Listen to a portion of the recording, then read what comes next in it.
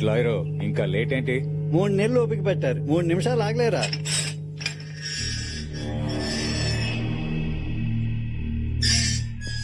అనయ్య రా, పెద్దని ఎదురు చూస్తున్నాడు. నేను రాను. ఎందుకు? పూజారి కూతురు మీద చేసినందుకే ఆ భూపతి గారు ఊరందరి ముందు నా పరువు తీశాడు. వాడికి ఓ కూతురుందిగా, దాన్ని నాశనం చేస్తా. నా ఇది కరెక్ట్ టైం కాదు, కోపాన్ని కంట్రోల్ చేసుకో. ఏయ్, అడవుల్లో మండే మంట లాంటిదిరా నా కోపం, అదంత ఈజీగా చల్లారు. ఇది కాదు అనయ్య. అనయ్య అనయ్య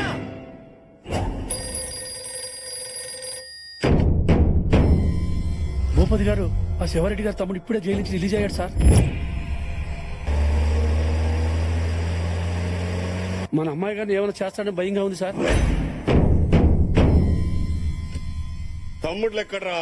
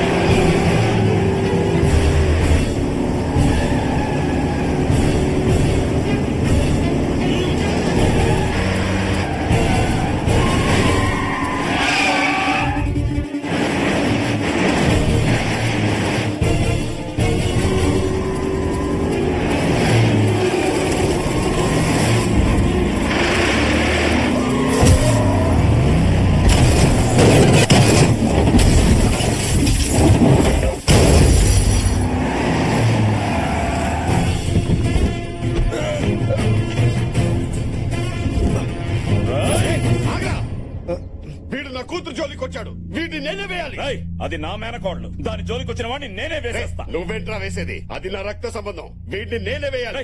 ఆపరా, దాన్ని పెంచింది నేను, వీడిని చంపాల్సింది నేనే. డిస్కషన్ వద్దు. నువ్వు డిస్కస్ చేస్తావు, నేను డిసైడ్ చేస్తా.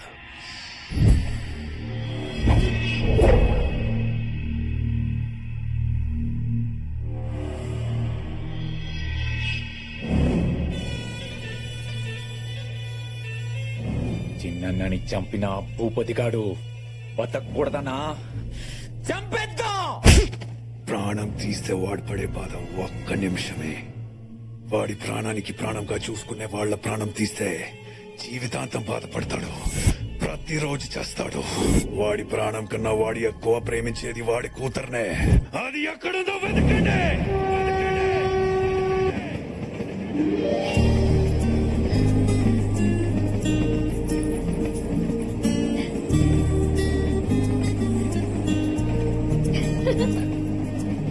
ఏ దివ్య, మేమంతా లోపల కూర్చుంటే నువ్వు ఇక్కడేం చేస్తున్నావే?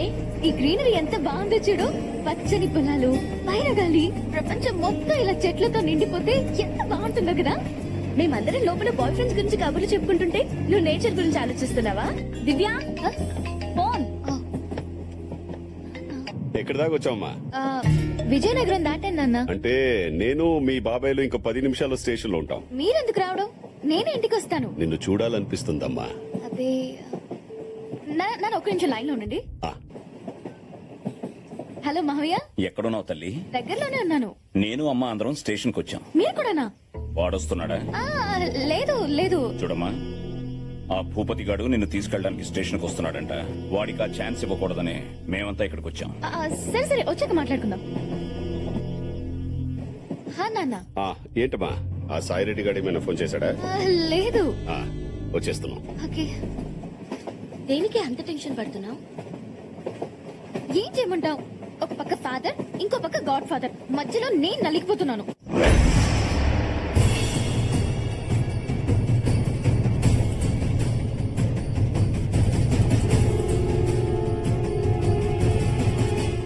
గణేష్ చందాకి వచ్చినట్టు ఎంత మంది వచ్చారో చూడు. ఫోన్లేమ్మా, ఎంతో కొంత ఇచ్చి పంపించేద్దాం. అన్నా, డ్వాక్రా మహిళల మీటింగ్ ఆడవాళ్ళని తీసుకొచ్చినట్టు మన పిల్లలు ఎలా తీసుకొచ్చారు చూడు. ట్రైన్ దిగ్గానే దివ్య మన బండి ఎక్కుద్దని తెలీదు. మరదే అన్నయ్య, ఎట్టి పరిస్థితుల్లోనూ దివ్య మనతోనే రావాలి. వాడే కాదు, వాడి బాబు వచ్చినా దివ్య మనతోనే వస్తుంది.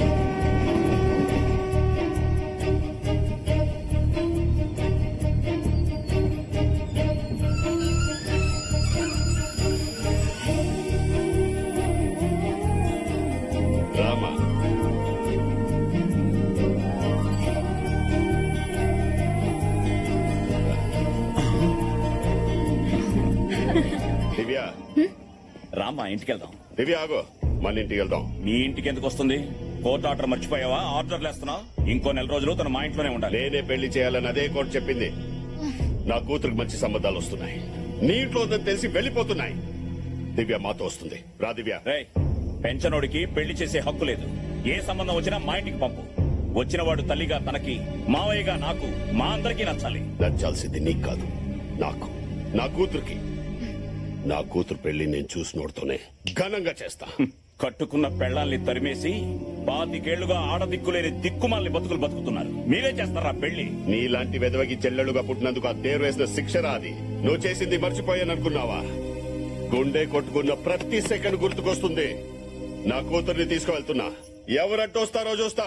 రా దివ్య. రేయ్, తను మా ఇంటికి వస్తుంది. రామా. రేయ్, అది నా రక్తం రా, నాతోనే వస్తుంది. నా ప్రాణం రా. రా దివ్య.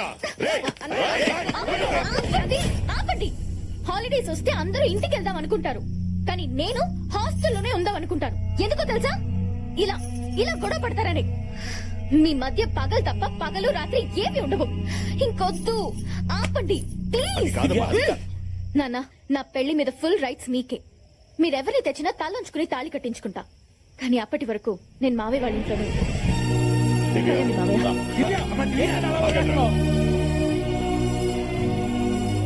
పెళ్లి బాధ్యత మనదే అందిగా, అది చాలు. సరైన అల్లుడిని వెతకండి రా. అల్లుడు ఎలా ఉండాలన్నయ్య? నాకు కాబోయే అల్లుడు కత్తిలా ఉండాలి. శత్రువు గుండె మీద కాలు పెట్టి మాట్లాడే దమ్మున్న మగాడాయి ఉండాలి. వాడున్న చోటు పండగలాగుండాలి.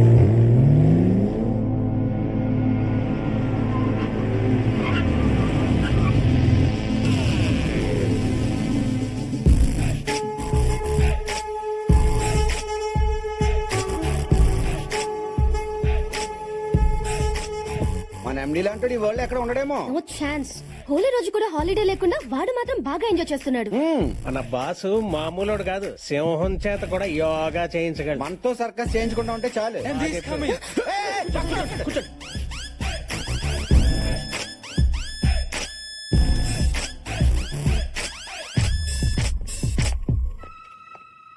Good morning sir. Night pub లో బాగా ఎంజాయ్ చేసావా? లేదు సార్, పింగిల్ గారు రాసిన తెర వెనక బాగోత నావల్ చదువుకుని 10K పడుకున్నాను. నువ్వు అబద్ధం చెప్పినా ఈ ట్యాగ్ నిజం చెప్తుంది. ఎంత అయింది? 500 euros. బిల్ కాదు, టైం. నైట్ 3 అయింది. మిస్టర్ శాస్త్రి, నాకు కావాల్సింది వర్క్ ని ఎంజాయ్ చేసేవాళ్ళు, వర్క్ ని పక్కన పెట్టి ఎంజాయ్ చేసేవాళ్ళు కాదు. ఇంటికి వెళ్ళి రెస్ట్ తీసుకో. Thank you sir. ఇవాళ నీ శాలరీ కట్. సార్ ఒక డౌట్, ఆ ముగ్గురు శాలరీస్ కూడా కట్. ఇడి కళ్ళు వెనక ముందు ఉన్నట్టున్నాయి. హే బాబాయ్, అమ్మయ్యా మన జోలికి రాలేదు. మిస్టర్ రావు. సార్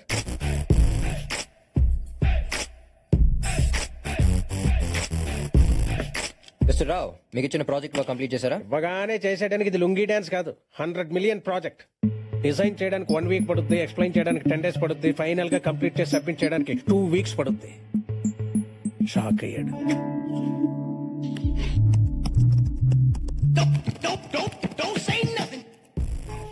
సారా, మీరు గేమ్ మీద print out from the other room. Okay sir. Race లో మీరు వచ్చే మలుపు గురించి ఆలోచిస్తారు, ముందున్న గెలుపు గురించి ఆలోచిస్తారు. మీరు సూపర్ సార్. అసలు మీ గోల్ ఏంటి సార్? లైఫ్ లో గోల్ ఉన్నాడు రీచ్ అవగానే రిలాక్స్ అయిపోతాడు. ఏ గోలు లేనాడు ఎక్కడికన్నా దూసుకెళ్ళిపోతాడు. మరీ అడ్డగోలుగా మాట్లాడుతున్నాడు. సార్ వెళ్ళి క్లయింట్ కి సబ్మిట్ చేయండి. క్లయింట్ స్వీడన్ లో ఉంటాడు, వెళ్ళి సబ్మిట్ చేయడానికి 2 days పడుద్ది. మిస్టర్ రావు, మీకు యాపిల్ కావాలంటే కాశ్మీర్ వెళ్తారా, కాలనీలో ఉన్న ఫ్రూట్ షాప్ వెళ్తారా? ఫ్రూట్ షాప్ కి. ఇది కూడా అంతే, ఈమెయిల్ చేయొచ్చు. స్వీడన్ దాకా లక్లీ. బ్రెయిన్ ఎలాగో వాడలేదు, ఇచ్చే కంప్యూటర్స్ ఉన్న వాటర్ నేర్చుకోండి. గో. సార్ వర్క్ కంప్లీట్ చేయనందుకు మీ శాలరీస్ కట్ చేసి నా అకౌంట్ ట్రాన్స్ఫర్ చేయమని చెప్పండి. Thank you. రోజు రోజుకి వాడు అరాచకాలకి అన్యాయాలకి అడ్డు అదుపు లేకుండా పోతుంది. మరి ఏదో ఒకటి చేస్తే కానీ లాభం లేదు. ఎవరి గురించి మాట్లాడుతున్నారు? ఇంకెవడు, మా బాస్ గాడు. ఏమన్నాడు? నాకు బ్రెయిన్ లేదంట. ఆ విషయం అతనికి ఎలా తెలుసు? బాస్ లేపేస్తే కేసు అవుతాను ఆలోచిస్తున్నాడయ్యా. వాడి ఈగో సాటిస్ఫాక్షన్ కోసం పక్కనోడికి జాబ్ సాటిస్ఫాక్షన్ లేకుండా చేస్తున్నాడు. వాడు ఎండి కాదమ్మా, యముడు. మొన్న రీతి ఇంటికి వెళ్ళాడంట. ఎవరికైనా ఫేవర్ వస్తే ఫ్రూట్స్ తీసుకెళ్తారు, వీడు థర్మామీటర్ తీసుకెళ్లాడు. మామయ్య, నేను వాడితో పని చేయలేను. వాడి కంపెనీకి ఆపోజిట్ గా వేరే కంపెనీ పెట్టి నా టాలెంట్ తో కార్తీక్ అని తొక్కేస్తాను. ఇక్కడ ఎవరో టాలెంట్ గురించి మాట్లాడుతున్నారు. హెల్ప్ కావాలా? వచ్చాడు. మన అట్టుపుండు తొక్క మీద కాలేస్తేనే 3 నెలలు లగలపోయావు. ఇంకా నన్ను దొక్కేయాలని చూస్తే లైఫ్ లో లెగలే బావా. నాకు పెట్టమ్మా. అన్నయ్య నువ్వెప్పుడొచ్చా? ఏ ప్లీజ్, నువ్వు మరీ అంత ప్రేమగా పిలవ, ఓకే? ఈ హార్ట్ తట్టుకోలేదు. నువ్వు నాన్న నన్ను పొగుడుతున్నప్పుడే వచ్చా. అయినా ఆఫీస్ విషయాలు అమ్మకి చెప్తారేంటి? అమ్మ ఫేస్ చూసే మిమ్మల్ని కట్ చేయకుండా మీ శాలరీలు మాత్రం కట్ చేస్తున్నా. సంతోషించండి. అసలు నువ్వేమనుకుంటున్నారా నా గురించి? చెప్పనా చెల్లెమ్మా, కొంతమంది అమ్మాయిలు రాకెట్ లో పైకి వెళ్తుంటే మరి కొందరు వాకెట్ లో ముగ్గులేసుకుంటున్నారు. నువ్వు రెండింటికి పనికిరావు. చూడమ్మా వీడెప్పుడు ఇంతే. ఏంటో అడగాలంట, అడగమ్మా. మీ నాన్నగారు వాళ్ళకి ఆఫీస్ లో రెస్పెక్ట్ ఇవ్వట్లేదు అంట. ఇంట్లో ఇస్తున్నాను కదమ్మా, అక్కడ కావాలంటున్నా. మాకు చాలా అవమానంగా ఉంది. అవమానమా? నేను ఈ కంపెనీ పెట్టాకే మనం ఈ పొజిషన్కి వచ్చాం. నేను ఆడుకునే గేమ్స్ ని డెవలప్ చేసి కంపెనీ పెట్టాను. మన ఫ్యామిలీని స్టేజ్ లో నిలబెట్టాను. ఇవాళ మిమ్మల్ని ఎక్కడ కూర్చోబెట్టాను. అంటే ఏంటి ఇప్పుడు సన్మానం చేయమంటావా? పెళ్లి చేయమంటున్నా. అప్పుడెంత తొందర ఏంట్రా? ఇట్స్ మై లైఫ్ ప్లానింగ్ మా. నువ్వు ఎంత ప్లాన్ చేసినా లాభం లేదు.